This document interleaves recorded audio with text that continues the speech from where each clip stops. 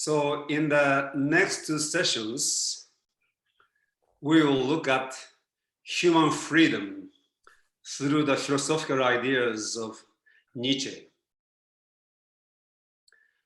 Well, we say Nietzsche, but Germans say Nietzsche. Friedrich Nietzsche. Yes, Rudy? Yes. In my podcast with Tom and conversations with Shrikant, I have discussed the crisis of consciousness and possible origin of new consciousness in the breakdown of the ego-logical mind. Excuse me. Somebody is talking about me in Japan. I wonder who. And in this context of a crisis of consciousness, Nietzsche is arguably the most significant and greatest visionary philosopher of the last 200 years in both the Western and Eastern philosophies. So study of Nietzsche is extremely important and actually urgent.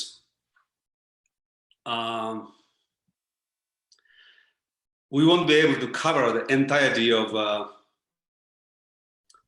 Thus Spake Zarathustra, and I'm actually willing to do a series of lectures on each of the discourse. His philosophy is that important. Nietzsche redefined the meaning of philosophy and the function of a philosopher for the modern age. The modern age, which is a period of what I call the crisis of consciousness, when the existing human consciousness with the ego-logical mind has been experiencing a breakdown. This period began in the late 18th century, around the time of French Revolution, and has continued through the 19th and 20th century, and now into the 21st century, with the breakdown becoming increasingly greater.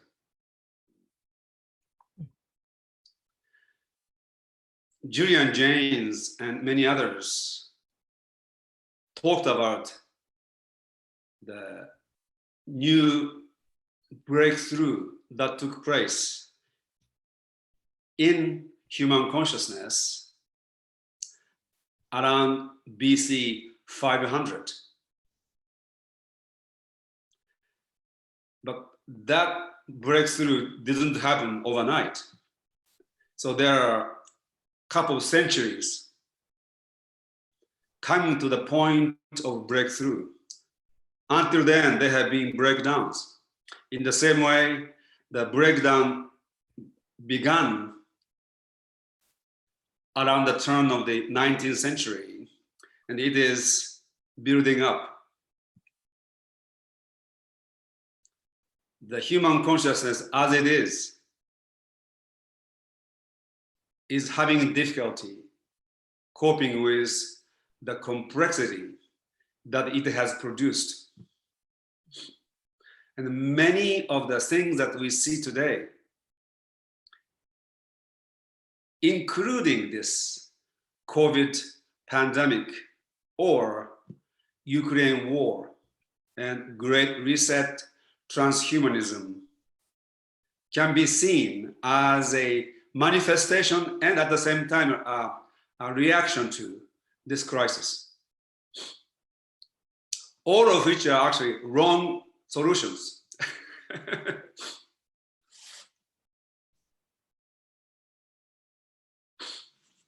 So, see, we can define philosophy as the intellectual and spiritual activity of human consciousness to conceptually relate to the whole of human experience, of the whole of reality.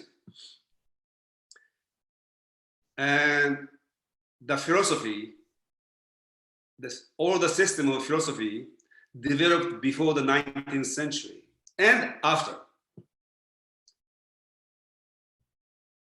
are inadequate to deal with the kind of civilization and society and conscious life that the ecological mode of consciousness created. With the crisis of consciousness, therefore, came the crisis of philosophy. And Nietzsche was one of the first to become acutely aware of this crisis and the first to offer a possible solution for turning the breakdown into a breakthrough.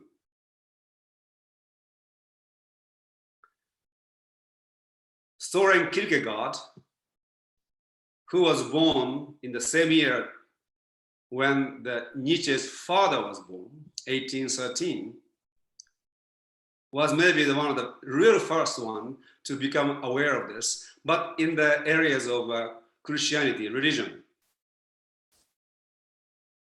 Nietzsche's vision was, understanding was much more broader, which encompassed the entirety of philosophy, including religion.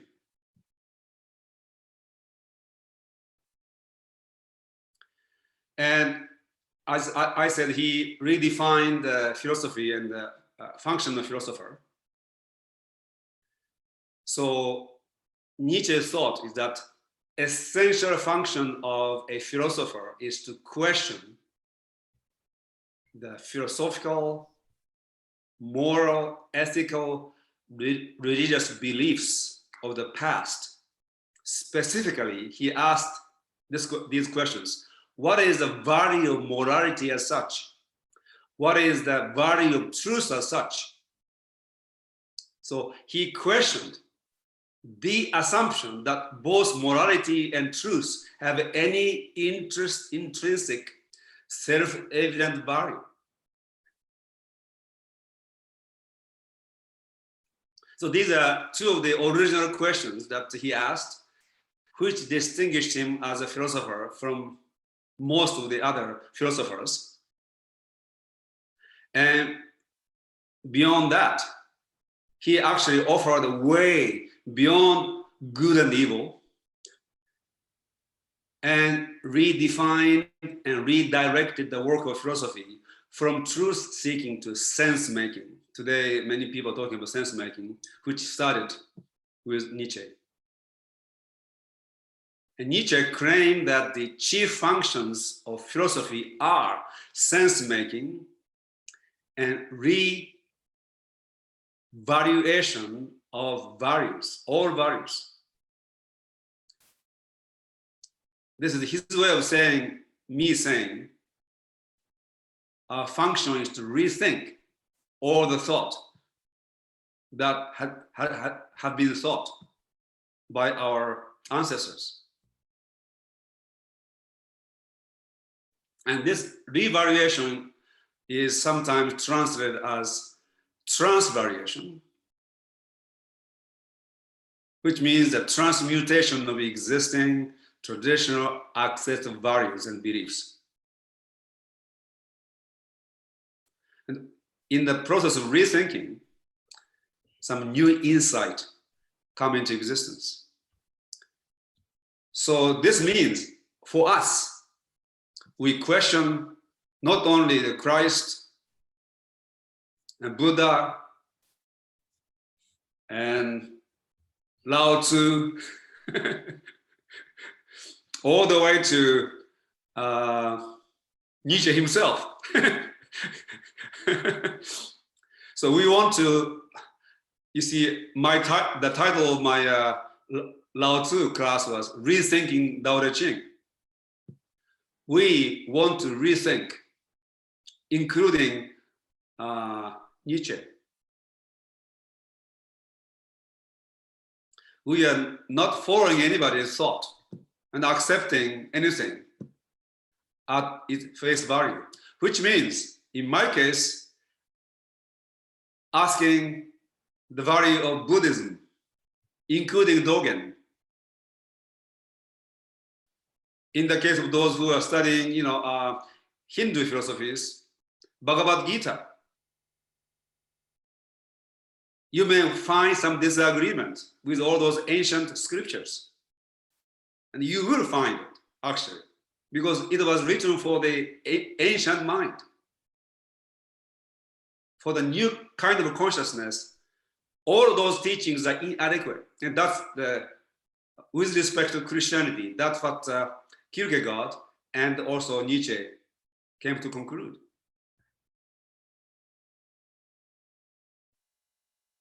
I said no to Buddhism.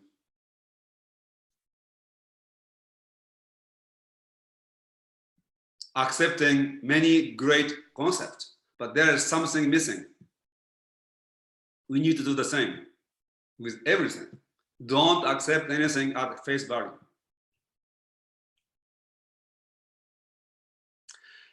Now, in order to understand Nietzsche,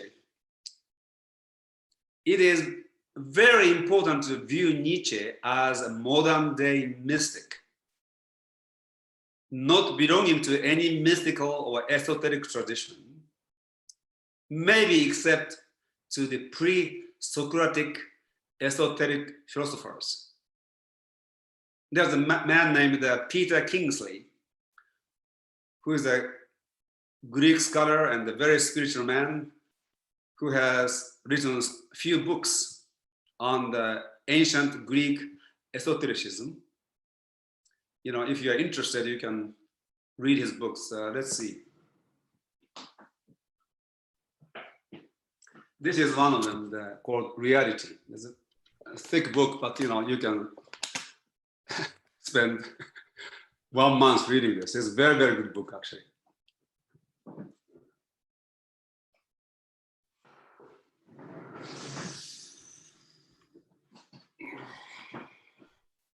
And without this contextual framework,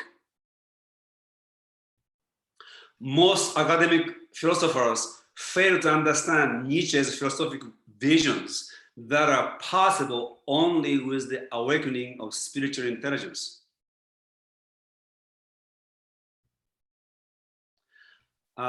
So my interpretation and understanding of Nietzsche is not traditional.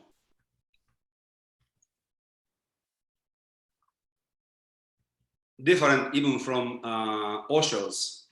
He gave many lectures on Zarathustra, which is excellent, by the way. Yasuhiko? Yes. Is the awakening of spiritual intelligence different from the attainment of enlightenment? It is the same. It's the same. Mm-hmm. So we talked about the ecological mind, consciousness that has this ecological mind as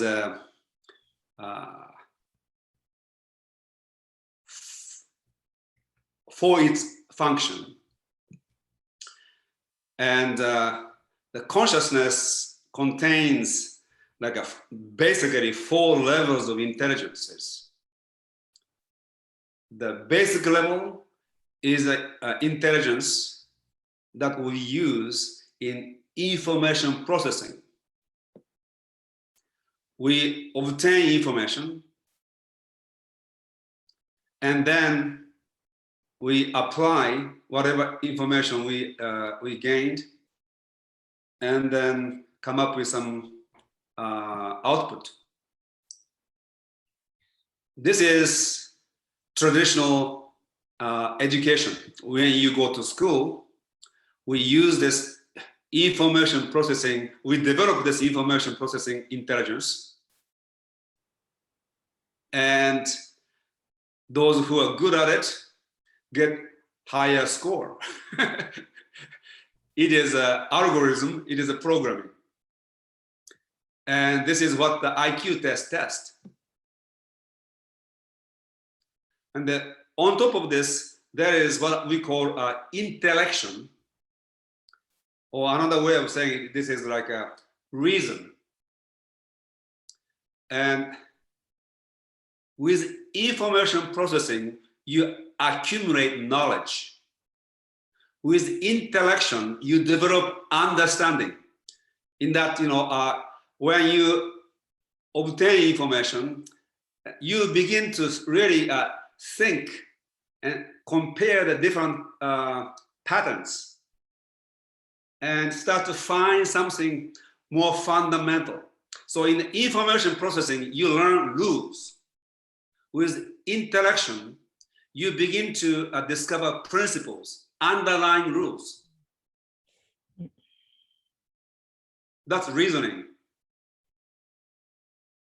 And this, so before the birth of ecological mode of consciousness, which Julian Jaynes calls bicameral mind, it had a different mode of information processing.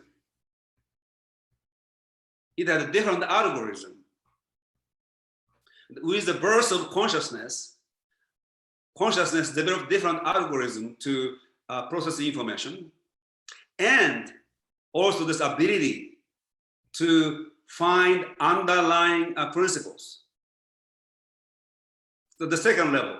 So age of reason started in a way 3,000 years ago with the birth of new mode of consciousness, which I call ecological mode.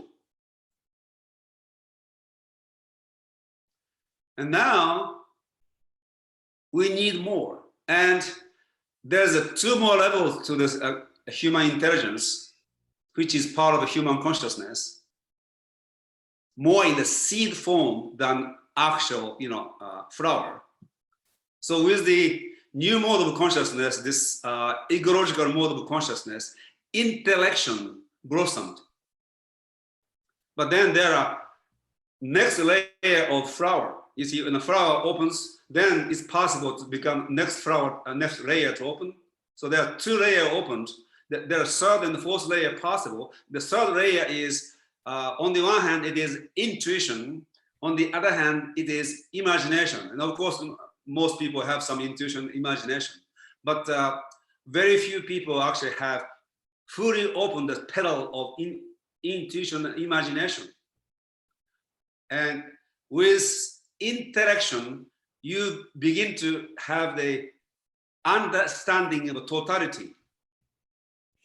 With intuition, totality transforms into wholeness. The gap, the empty space between all those things putting together somehow come together as a wholeness. And with imagination, you take a jump. You see, information processing, there's always like a input and output that basically, within the same level. With imagination, you take a leap into something. And all those great geniuses, we know from the history, they had developed that ability to a higher degree, intuition and imagination. And mathematics, which we think is a pure reason, pure intellection, which pure computational process. In the last 200 years, genius mathematicians are finding there's more to mathematical thinking and truth than just a computational process.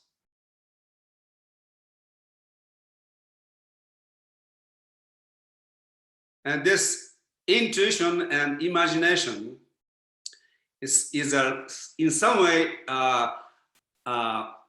spectrum between intellection and spiritual intelligence. So initially, it is more connected to the intellection. The more we develop this imagination and intuition, it begins to really touch the spiritual intelligence. And their intuition and imagination become more than intellectual. It becomes spiritual intuition and spiritual imagination. And eventually, the spiritual intelligence opens. Usually it happens between the age of 35 and 42, based on the study. Most people who achieve the spiritual awakening, they had that experience between 35 and 42. Interesting. Which corresponds to Rudolf Steiner's biography. Very well. You can have that accidental awakening of the spiritual intelligence in an early age, which I had myself. But it can never really fully a full awakening. You have to go back and start to acquire this. And with the opening of this intuition and imagination, we also begin to develop emotional intelligence and emotional maturity.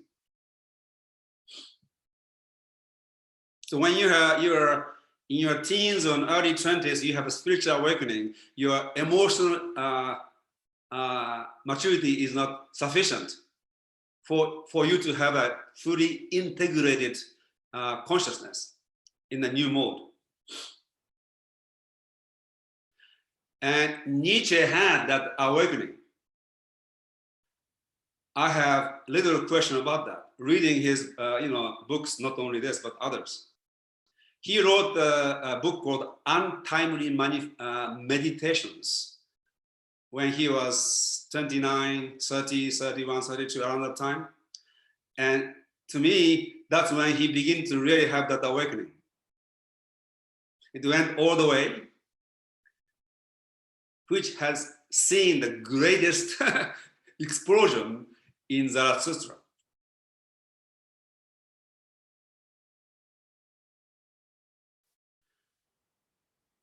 Curiously, when just before he published Zarathustra, he had his heart was broken by this woman, Lu Salom, Russian woman born and studying in Germany. He proposed to her, and she rejected him, and she went with his best friend instead. And so,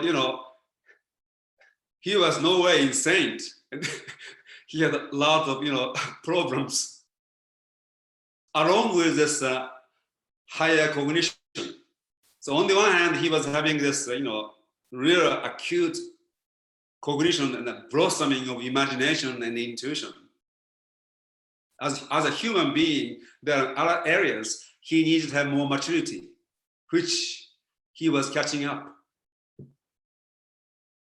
One of the misunderstandings that he received from people is that, based on his own writing, especially like Beyond Good and Evil, people think Nietzsche was woman hater, misogynist. Because of that experience, he was a feminist, early feminist, supported the women to go to the graduate school and get PhDs.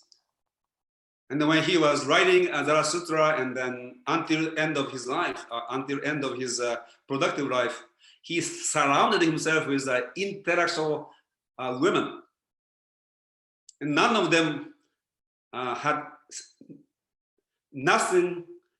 anything negative to say about him, in the way he was relating to women. So he was not a misogynist, but with this breaking of his heart, he had to go through some process, including the anger toward women. So just because you have some spiritual awakening experience doesn't mean you become perfect.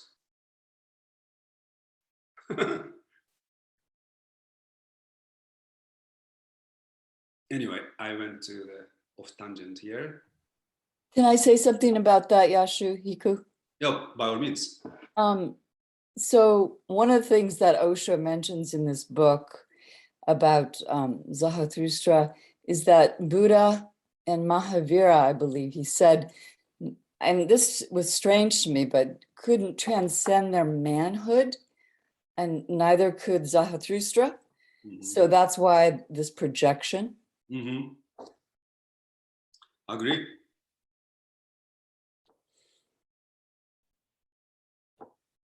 And if you look at the different philosophies and their attitudes towards women and not allowing women in often cases, Mhm.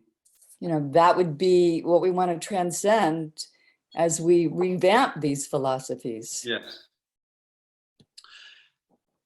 I don't think Nietzsche had ever transcended his issue with women.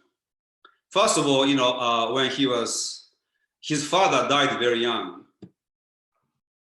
So he grew up with his mother and sister, all women. And toward the end of his life, for about 10 years, he was surrounded by intellectual, powerful, cultured women. At the same time, he was rejected by this woman with whom he fell in love.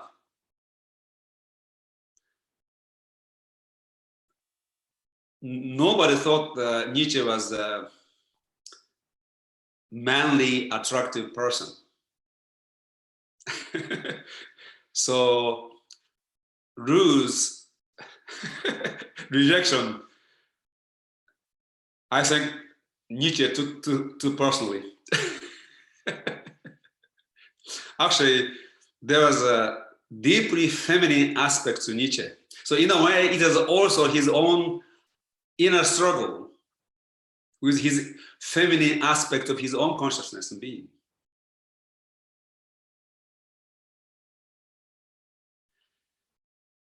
Anyway, where were you? Yes. So only modern philosopher that Nietzsche thought was his predecessor was Spinoza. Nietzsche recognized in Spinoza a philosopher who was also untimely, because Spinoza rethought everything just as Nietzsche. And Spinoza created an entire new system of philosophy, including ethics, politics, and psychology, based on very profound and rationalistic metaphysics, in which the monotheistic God was dethroned and replaced by the pantheist God. That was equivalent with nature, what we call nature.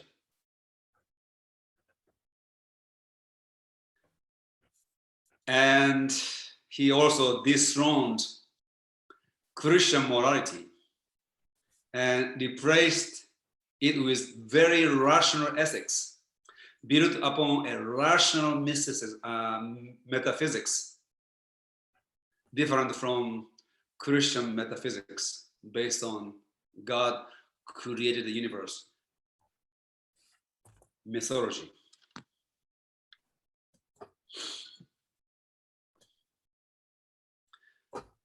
And as you know, if I have to choose two philosophers, actually I have to choose three. From the last 400 years, I love the most, actually four, actually. Bruno, Spinoza, Nietzsche, and Thomas Paine. They have a lot in common. Who's the fifth, Yasuhiko? Interesting thing about Spinoza and Nietzsche. So Spinoza was born 212 years before Nietzsche, and he died at the age of 44 in the year he was going to become 45. Nietzsche had a mental breakdown at the age of 44 in the year when he was supposed to become 45. So they actually lived 44 years as a productive humans. Very interesting, huh? So Tom and Angel has 4 more years to really finish your life work.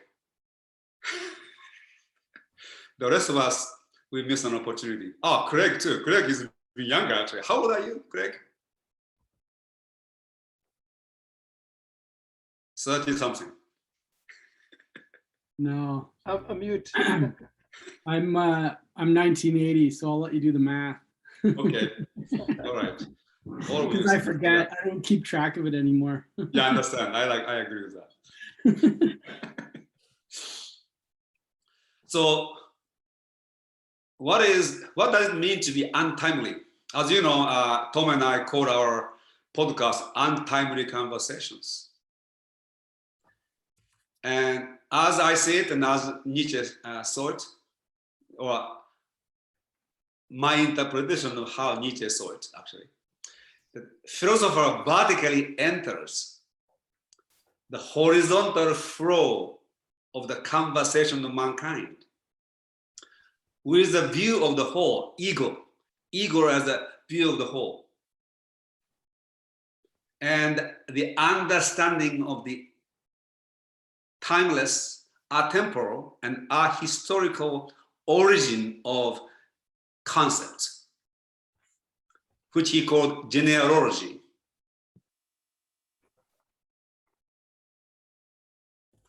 So we offer original perspectives that are not directly part of the dialectics of human thought taking place in the flow of time and history.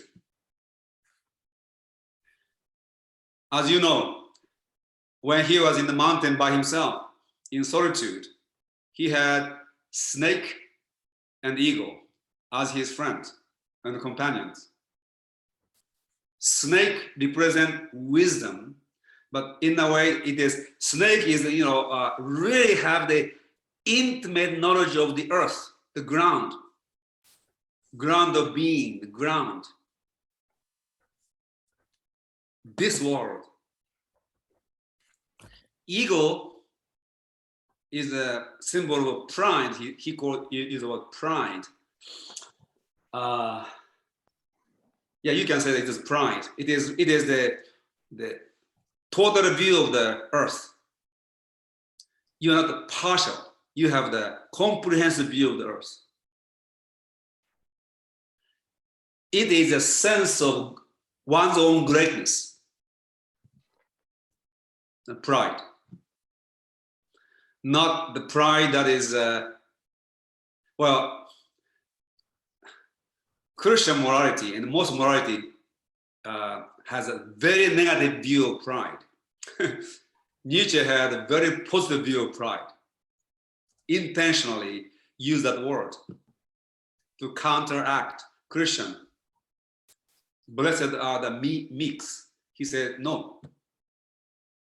Blessed are the strong, who shall inherit the earth. So that is the untimeliness.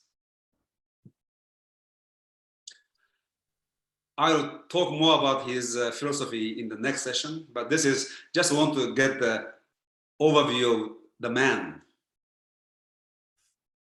He had opened up a new, higher mode of cognition, which is possible with an awakening of spiritual intelligence. Although he was nowhere near perfect as a human being.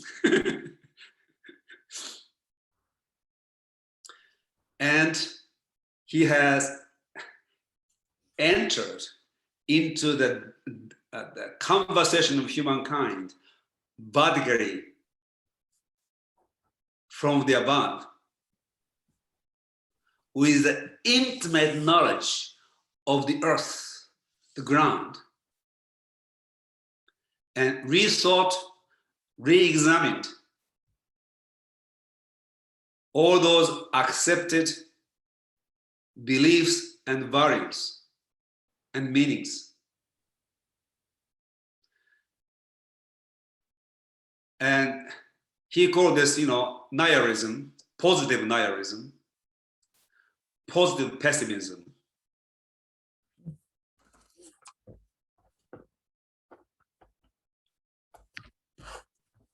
And before we enter into the Zarathustra, today in the next session, I want to share with you some of the key concepts of Nietzschean philosophy, some or most of which are misunderstood. And understanding those concepts really deeply will help you to actually read Zarathustra. And he was wealth of his original insights and wealth of new concepts. But maybe the most fundamental of all of this is the concept of will to power.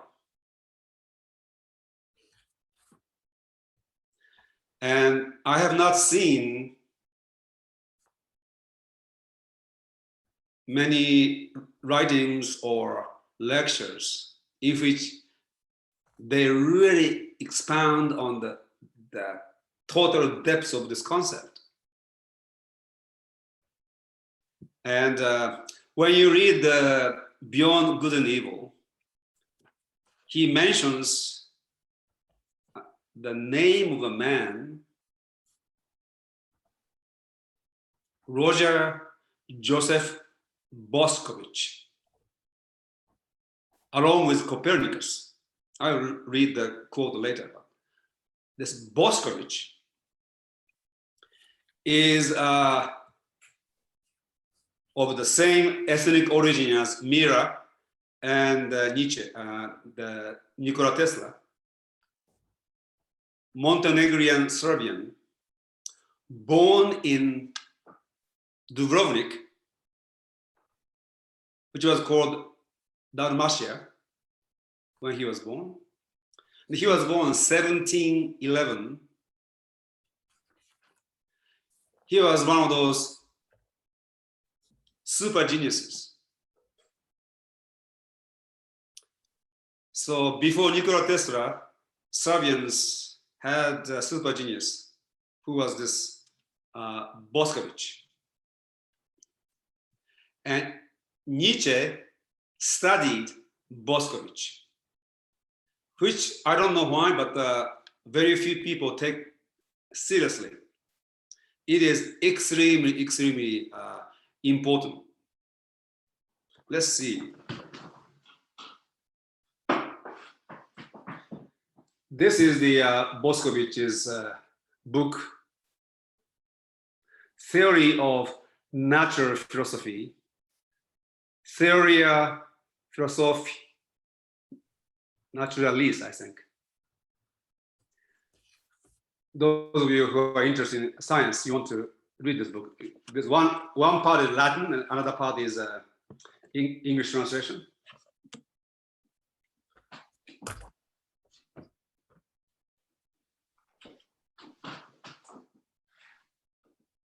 Well, let me put it here for now. And he got the idea of will to power as his original understanding of Boscovich's idea of force. Now, when we study a history of science, you have Newton and Leibniz as the two giants. Boscovich was born while Newton and Leibniz were still alive, but very old people. Okay, Leibniz died in 1716, so the Boscovich was still a baby child. Newton died 10 years later, so he was a boy. So the memory of Newton and Leibniz was quite alive. And Bošković, discovered logical inconsistency in Newtonian physics and Leibnizian physics. So he corrected the mistake and put them together. And this I would like to really think carefully here. Since the time of Democritus and Epicurus, all the way to a Newton, Leibniz, and all the way today to subatomic particles, quantum physics, we consider the basic constitution, substance of the universe, physical universe, is matter, atoms. So basic substance is matter. That is since the beginning of the Western science. Bošković said, no, basic substance is force, massless force, point of force. Just imagine this. So in the quantum physics, there's only one actually verified massless particle, photon. Everything else, including something like a neutrino, has some mass. So we think of the universe, physical universe, made of some matter, physical universe. And he is saying, no, fundamental substance is force, massless point of force.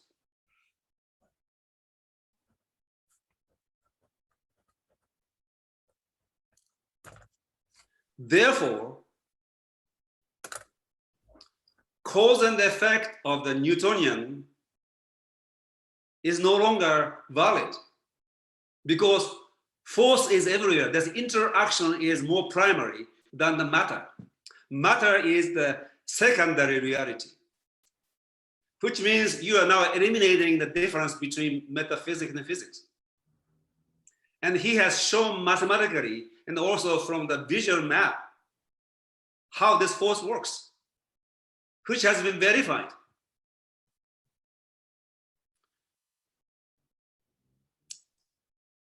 J.J. Thomson, all the way to Niels Bohr, who are pivotal in creating quantum physics, they all studied Bošković. But around the turn of the century, his name disappeared from the history of science and science books.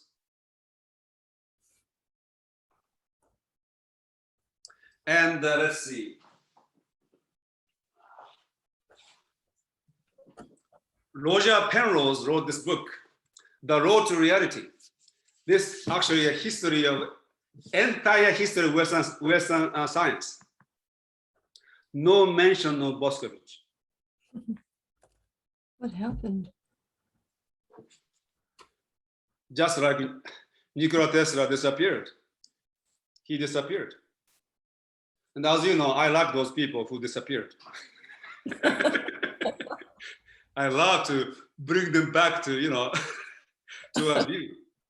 Somehow, real original minds tend to be marginalized.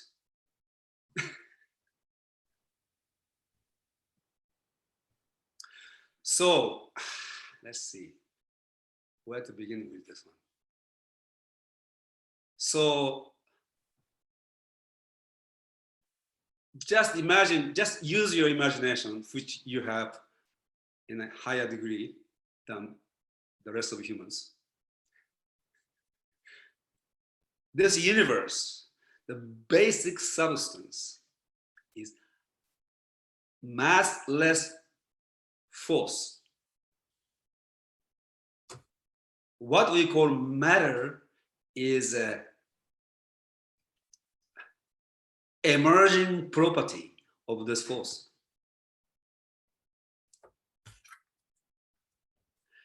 this universe is extremely dynamic.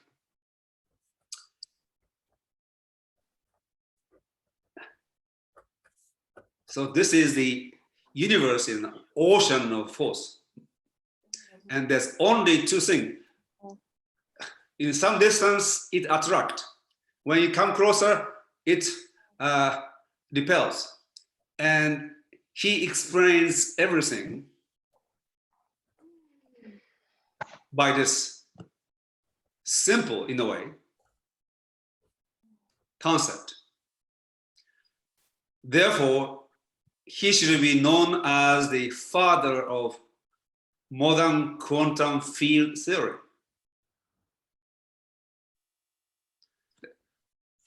How he describes this field of force is quantum field, more primary than particles. But can you imagine the force that is massless point?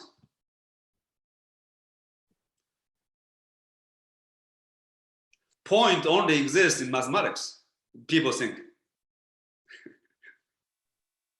You have a dot on the physical world, but he is saying, no, this whole reality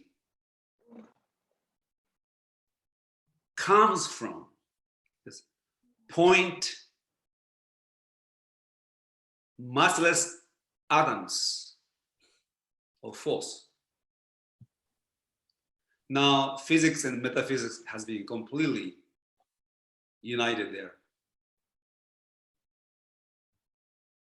So Nietzsche held the dynamic world view, which was contrary to the mechanical materialist worldview of the Newtonian science. So the mechanistic worldview believes in the massy, massy corpuscular atoms of Newtonian physics, cause and effect, laws of nature, and especially irritating to Nietzsche, the law of entropy. In Nietzsche's new dynamic worldview, his cosmology, the mechanical causality that we perceive is in reality nothing more than the result of underlying dynamic universe. Another difference between a dynamic view and this mechanical view is that the dynamic worldview cannot be reduced to simple instances of cause and effect.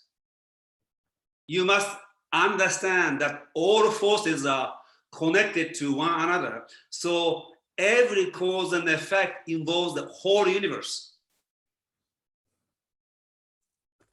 So the idea that there is no matter but only force is the idea to which Nietzsche returns again and again in his notebooks.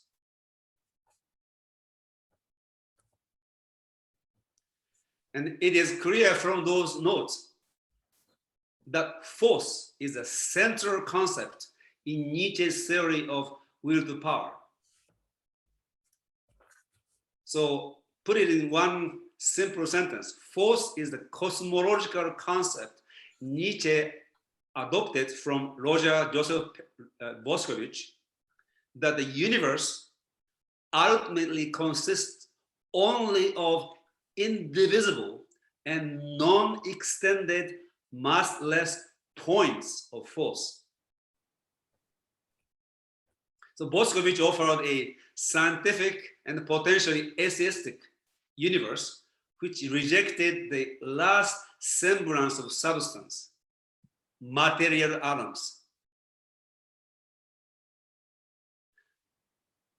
Nietzsche wanted to use Boscovich's physical theory to construct a new world conception which would constitute an advance beyond mechanistic theory in its rejection of material atoms and also be totally void of metaphysical or theological components. So we can assume that Nietzsche wanted the new world conception not as a metaphysical dogma, but as a vision for free spirits who seek non-theological perspectives.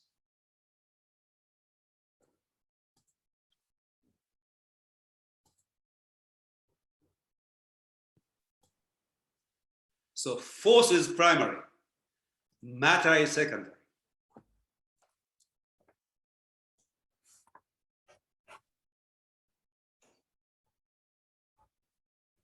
Well, I can go into Boschkovich's theory all day long, so maybe I'll stop here.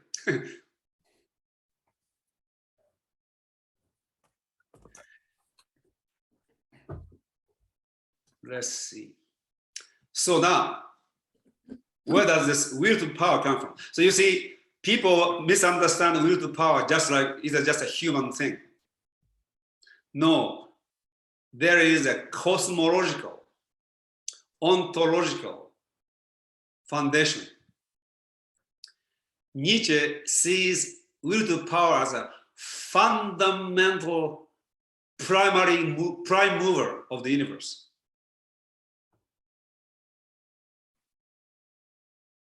So what is will to power?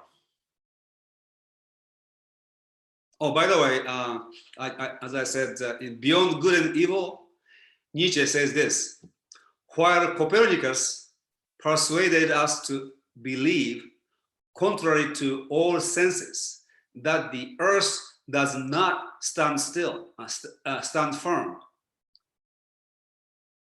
Boschkovich taught us to adjure belief in the last thing of earth that stood firm, belief in substance, in matter, and the earth's residue and particle atom. It was the greatest triumph over the senses hitherto achieved on earth. It is aphorism 12, Beyond Good and Evil.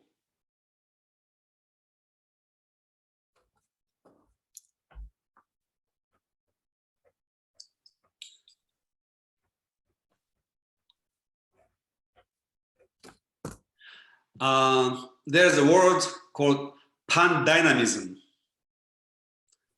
which is applied to Boschkovich's science, but also we can apply to Nietzsche's philosophy. So now, what is will to power? So now you begin to see that here's cosmology.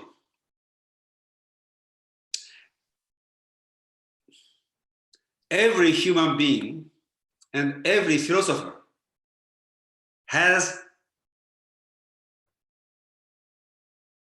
a cosmology, even if he or she is not explicitly cosmologist.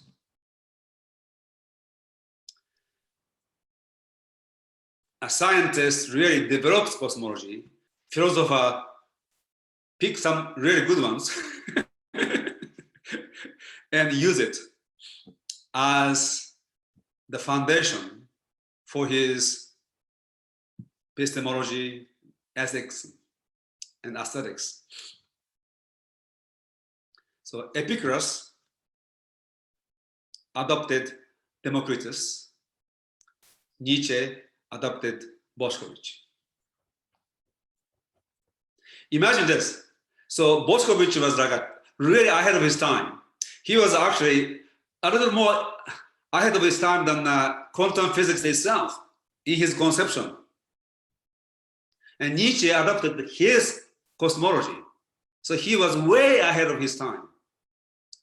He wasn't a scientist, but he was smart enough to really find the best cosmology that he could use to build a new kind of philosophy, a new kind of consciousness. So what is will to power? So I'll go slowly here.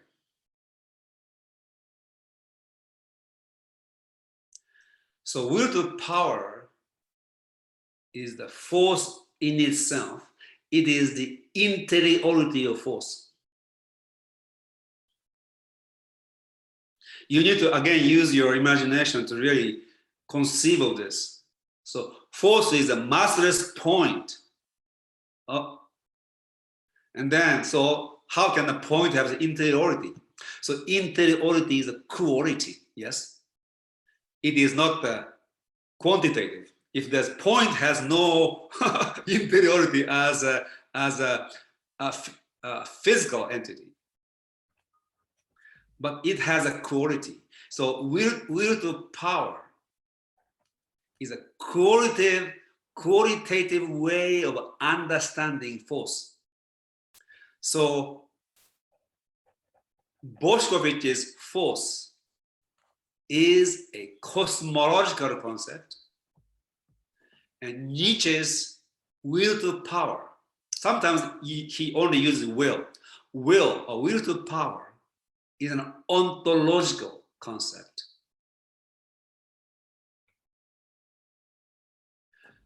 So he uses this universe. So in that sense, the universe is conscious. If will is an essential component of consciousness from the very beginning, and at the foundational level, it is something that we call consciousness from the very beginning. So massless point of force has a quality of consciousness. Actually, in this case, will.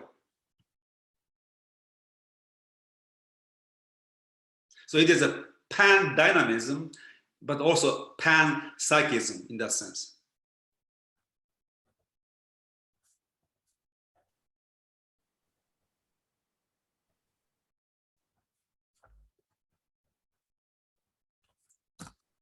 So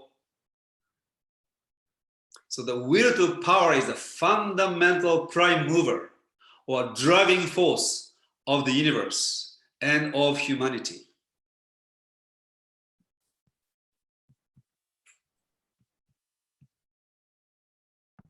Yasu, Yes. would that have to do with, is it Spinoza's kenosis or this idea Beautiful. of value? You're ahead of me, and I will just go I was just going to talk about this. So but just before I do that, just I missed something I was going to share with you, which will even make it even more clear for you. So those of you who have taken my ATC course in the past have read Rudolf Steiner, his Philosophy of Freedom, and or maybe many other of his writings. And Rudolf Steiner is very popular in Brazil, I found out. And Rudolf Steiner was a younger contemporary of Nietzsche, about 15 years younger. And actually, he was a tutor to Nietzsche's sister Elizabeth. He taught Elizabeth Nietzschean philosophy so that Elizabeth could become a spokesperson for Nietzsche after his death. Actually, after he went to mad. I did not know about this. Very interesting. Unfortunately, this Steiner says this. Elizabeth didn't understand Nietzsche at all. Actually, philosophy at all. And we know, what happened after she took over. So Rudolf Steiner actually met Nietzsche after he went to mad. And he has in his diary, he talks about it. But anyway, so Rudolf Steiner says this: the universe seen from without is light. Seen from within is thought. And Walter Russell, whom you also studied, completely agree with this statement. Now, Nietzsche would say the universe seen from without is false. Seen from within is will to power. And this will to power, Walter Russell called creative desire. And desire come from desidere, etymologically, which means from or of the stars of heavenly bodies. Yasuhiko, Yes, is this will to power kind of like being at cause that you talked about before? Or is it different? yes. When you are being at cause, you can really understand what will to power is. Will to power is applies to everything. Every phenomenon we can explain with will to power. Not only human, but the universe. Not in a very precise mathematical way, but in a philosophical way, we can explain this. So in that sense, this is a universal principle. It is a prime mover. Mm-hmm. But being at cause, you can really understand what it is. So Walter Russell wrote this universal one. To me, there have been only two people I know who really dealt with the causative dimension of the universe scientifically. One is Boschkovich and one is Walter Russell.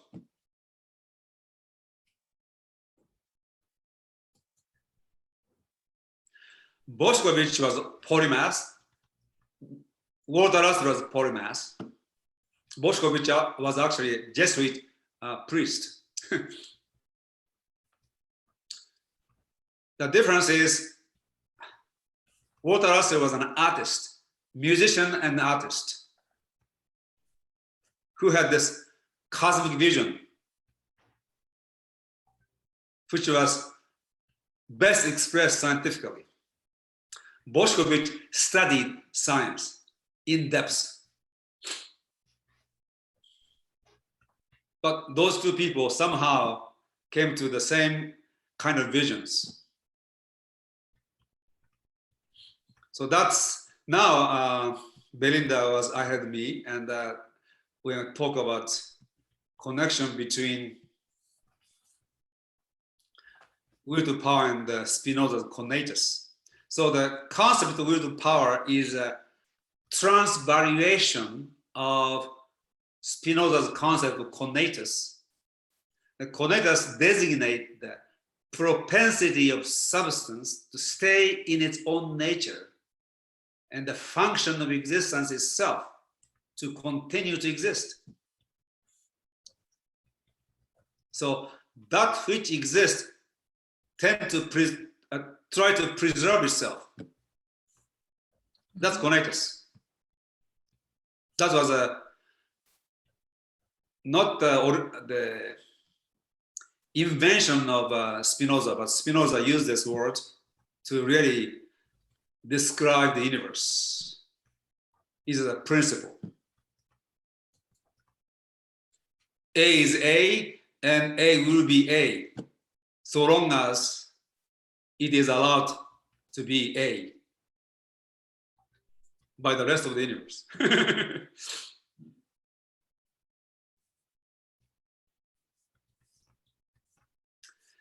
And with the will to power, Nietzsche addressed the evolutionary dimension, added the evolutionary dimension to conatus. That substance has propensity and function not only to preserve its own nature and continue its own existence, but also to increase its conational power itself, to be itself. Which means the will to power is the will to self-realization, whatever the self is. It's so evolutional drive is at the core of the universe and at the core of every life forms, and of course at the core of humans. That is will to power.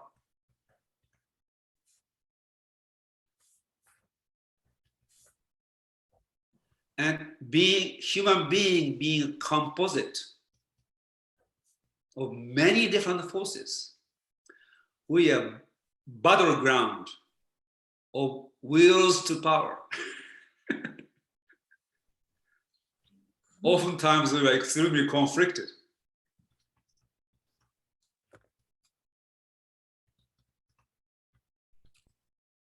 Society is a conflict of wills to power, because it is the will to self-realization, whatever it is, or in the case of humans, whatever it is that we consider ourselves, you want to realize. And most people identify their self with their ego. It's one of the essential of the ecological consciousness, because narrative that create to understand reality is centered around the I, not God.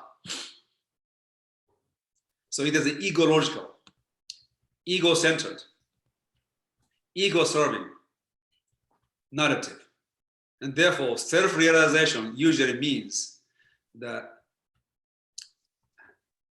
empowering of that self. So people who identify themselves with social status, they want to get the higher in a society. That's a will to power, no question. The politicians who identify themselves with having power to control, they want to have more and more power. The people who identify themselves with the amount of money they have, they want to get more and more money. So will to power is amoral. I mean, whatever it is, we consider ourselves to be ourselves, or we identify ourselves. We want to empower more.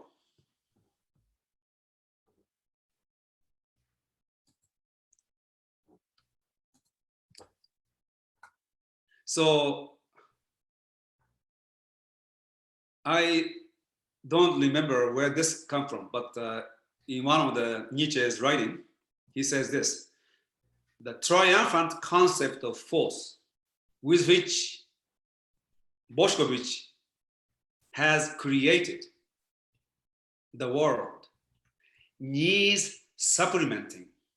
It must be ascribed an inner world, which I call will to power, an insatiable craving to manifest power, to employ, to exercise power as creative drive. The physicist cannot eliminate action at distance from their principles, nor a force of repulsion or attraction. So phenomena and all the systems, things, organisms, societies, consciousness and spirits and everything are expressions or manifestations of this underlying force, that is the will to power. With force, we describe the universe, but do not explain it. The will to power is as the causative element of the universe, is also the explanatory, explanational principle of the universe. The power, listen to this very carefully. Power is not what the will wants, but that which is the one in the will. the one that wants in the will. The power is not that. Power is not what the will wants, but that which is the want in the will. The one that wants in the will. This I wrote it, so it doesn't come from Nietzsche. So power is the interior, qualitative, and qualifying dimension of force. The force is the exterior and quantitative, qualifying dynamic substance. Yasuhiko, Power power. designate the element or a differential relationship of forces that directly confront one another. So with will to power, we actually qualify. It is a quality that qualifies. It's very, very important. So it shows up in our relationship. So this is similar to what Spinoza also talked about in ethics. Good is that which increases power.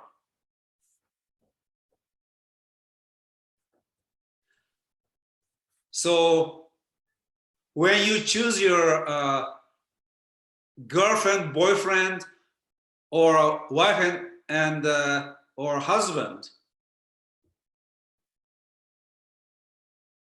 you qualify people. Will to power has that ability within us, evolved human consciousness. It is a qualifying force. So you choose Walter over Tom simply because Walter speaks Portuguese. Or he lives in Amazon instead of Montreal. Because being with Walter will actually increase Luciana's power. Thus thinks Luciana. The will to truth is secondary to will to power. Knowing truth increases power. Therefore, some people actually choose deception and lie because it chooses, they think it increases their power.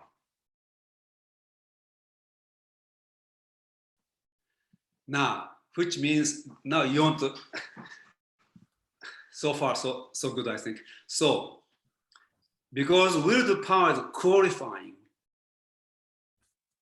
force.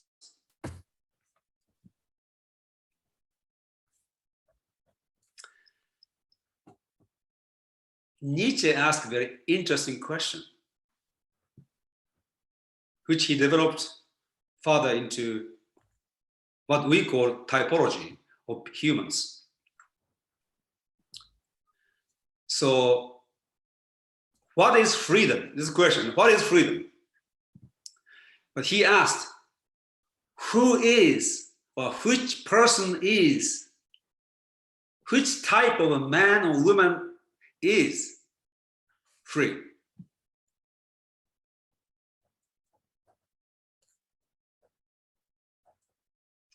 Who you need to be free? How you need to realize yourself to be free? So freedom being the higher power than unfreedom or enslavement, will to power discerns who you need to be. And some people choose safety over taking risks, freedom. For some people, will to power work in such a way, it discerns itself and qualifies itself that there's a greater power in safety over greater power in freedom. So what kind of person you need to be free, to seek freedom, the freedom being power.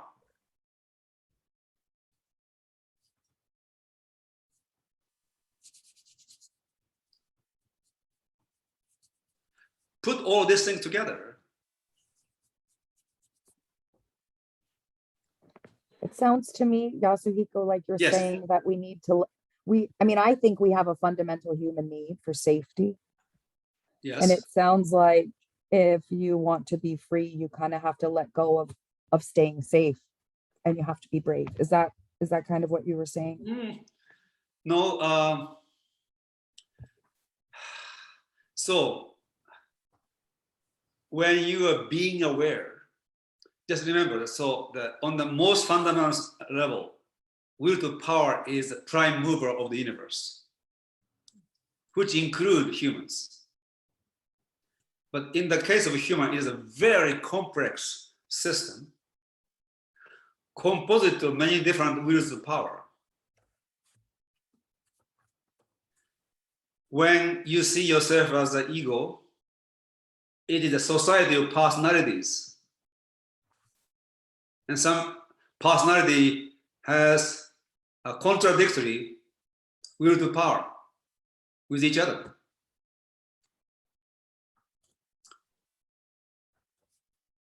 Now, so what is the self that needs to be realized?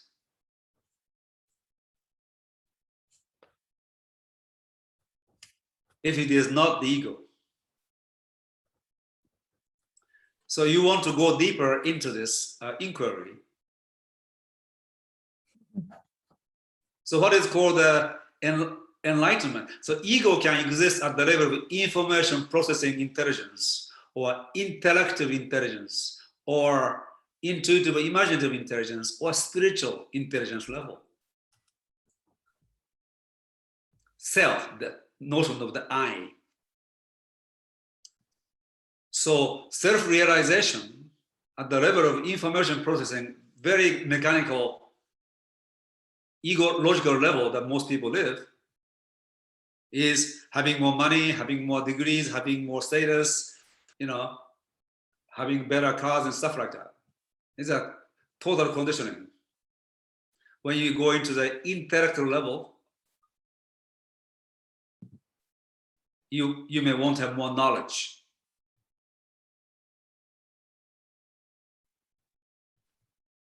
Intuitive imaginative level, you want to be more creative. You want to go into the mystery of the universe. And spiritual level,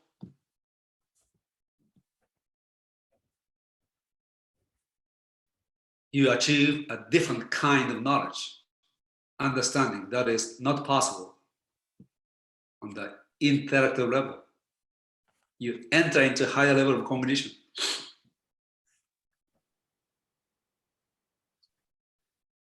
And will to power exists in every level.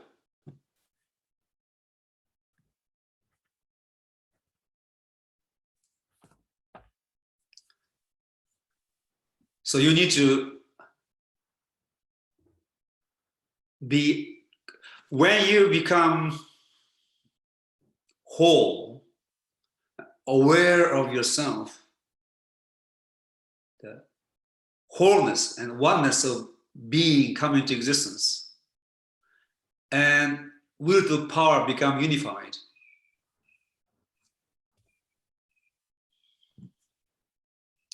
When you read the redemption, talk about fragment. All people are fragmented. That's how human beings are today, and has maybe always been.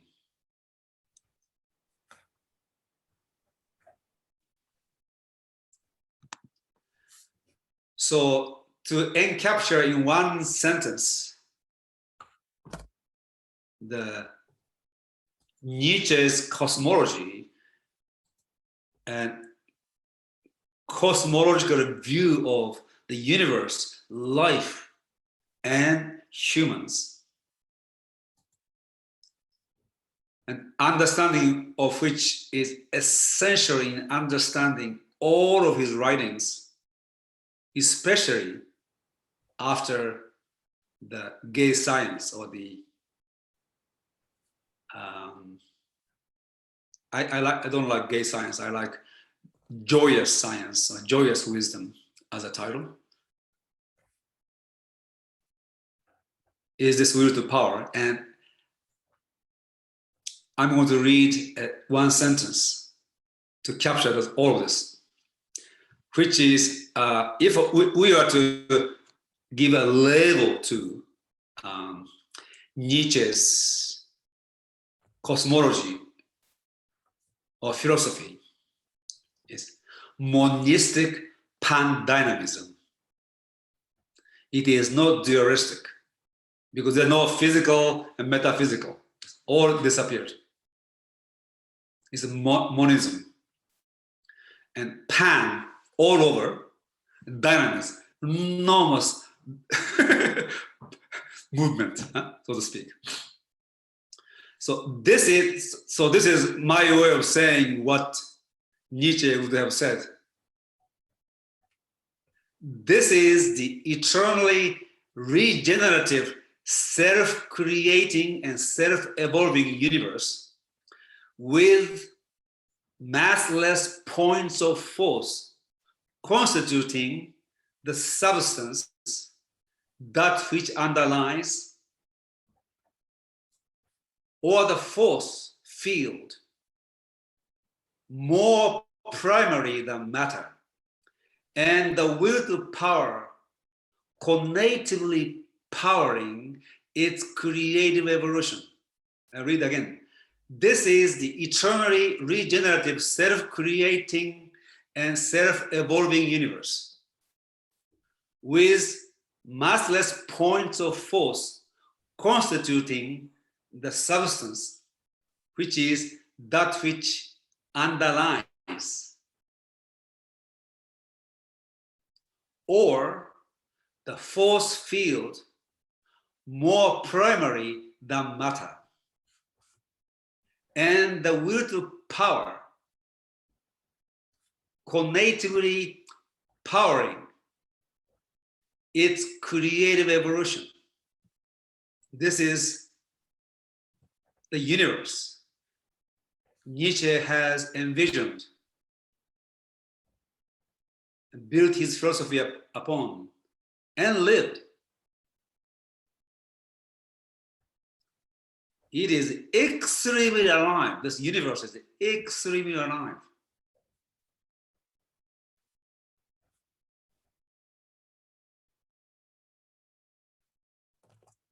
And in my view, without understanding this, really, and really kind of feeling this, not intellectually, but really feeling this,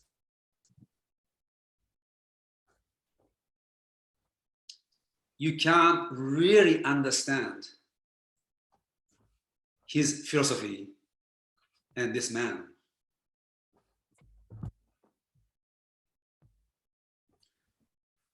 So, in my interpretation of Nietzsche, will to power comes at the center of all of the amazingly original and deep concept that he came up with.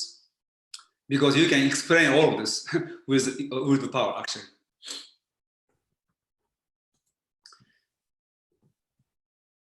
And before we end this first part of this session, there are a few others concepts I wanted to cover, but I spoke too much on will to power. One is the Ubermensch. Rudy, how to say it? Ubermensch or Ubermensch? Ubermensch. Ubermensch. Ubermensch. Yes. It is variously translated as Overman, Superman, Superhuman.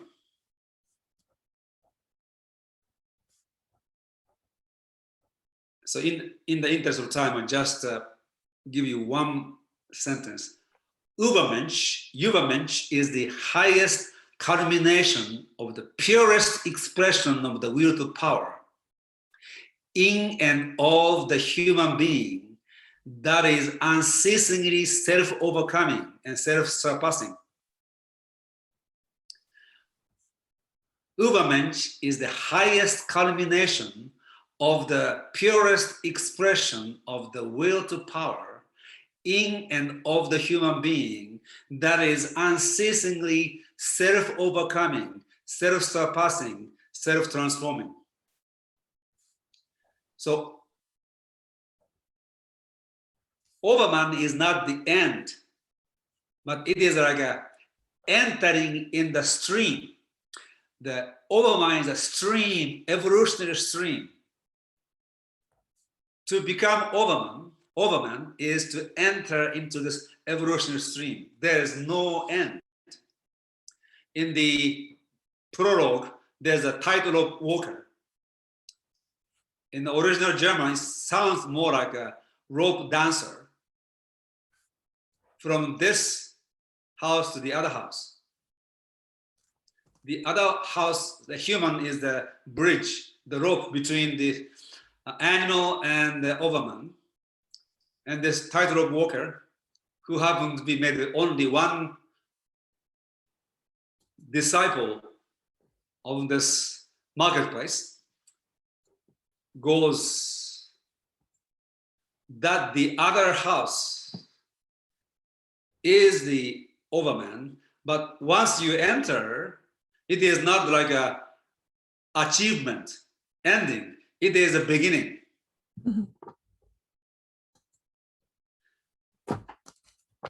And Ubermensch is God, the Nietzsche's replacement of God. You and I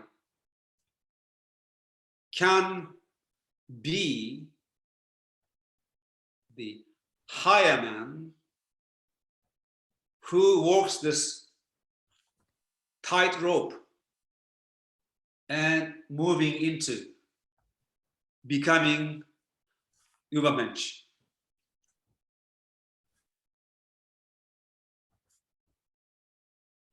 You be the, this is another way of saying this, full blossoming of authentic self. In this world,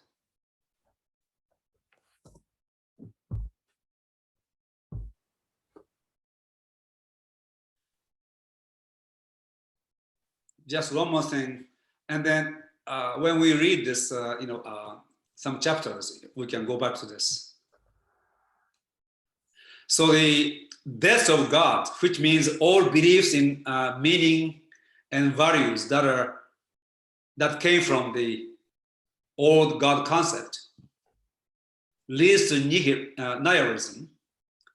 And in understanding the Ubermensch and by striving for it, by directing the will to power towards becoming Overman, we overcome and transcend nihilism.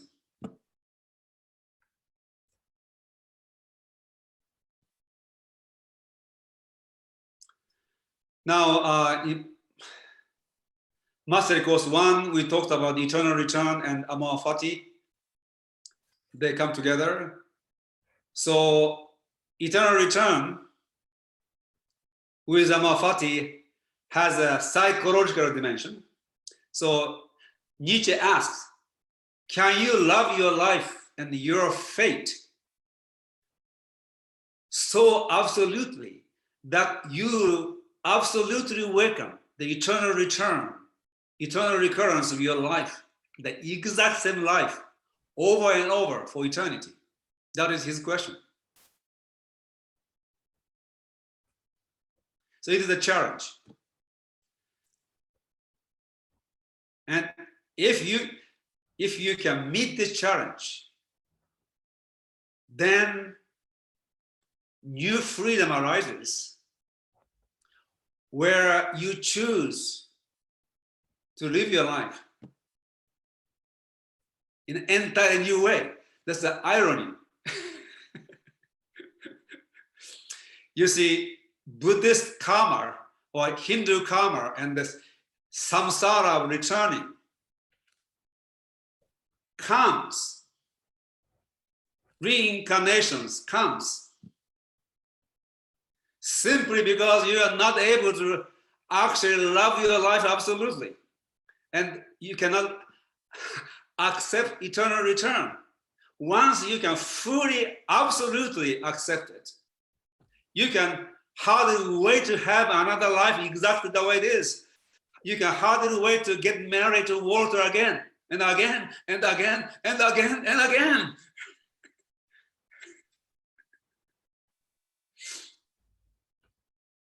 I can definitely say that about Mira, by the way. Absolutely. Then you are free to marry somebody else.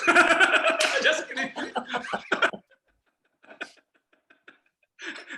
But you see, you have your will to power get released. You move into, so this is this. So, but you need to be able to really absolutely say yes to this. You know, so that's a psychological dimension. And here I'm going to end this this morning presentation. One more deeper dimension to this eternal return and amor fati. Just like there's a deeper dimension to will to power. And this is difficult to comprehend, and I'm just going to say this, and then maybe we can go back to this many times. So as Bakmin Safura said, life is the eternal present in the temporal. Life is eternal present in the temporal. Therefore, the eternal eternally returns in and as the temporal.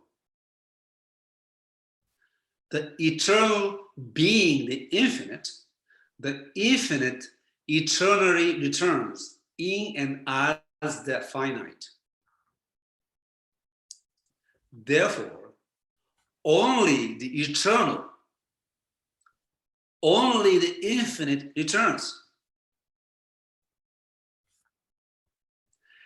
Everything that is happening and everything that will happen already happened. It will be what it will be. I will be what I will be. I love what happened. I love what is happening. And I love what will happen. Absolutely. Once you understand the eternal recurrence and return and amor fati in this way, you begin to live your life in a different temporality, in an elevated timelines.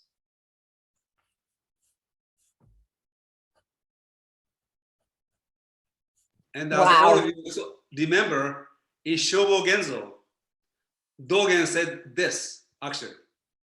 But in an entirely different way, you will say, how can they meet?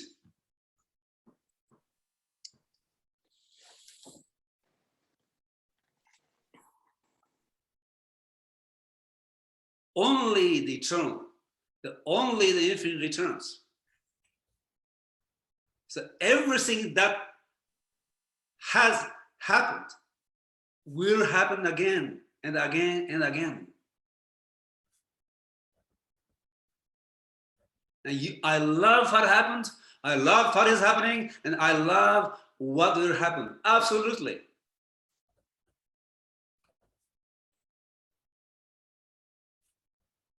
And one point of force is connected to the fourth point of entire universe.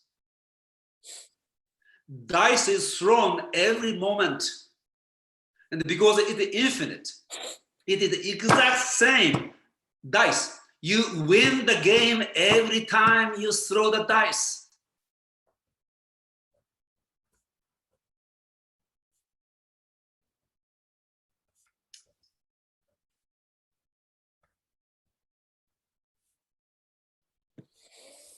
So in the next session, maybe I'll talk more about good and evil according to Nietzsche. But for now, those are the key concepts. But they all fundamentally, if you understand root of power, really, you begin to understand almost everything that he's saying.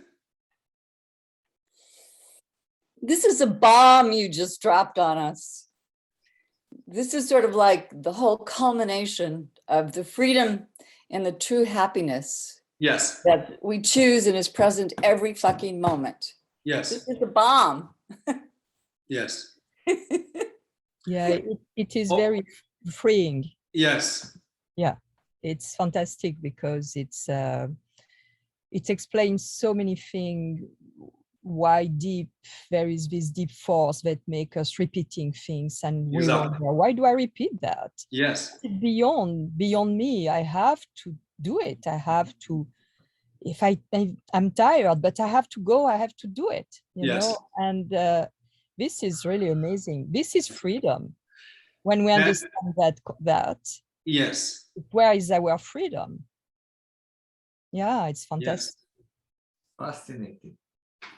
Okay, so let's take a break and come back at 11.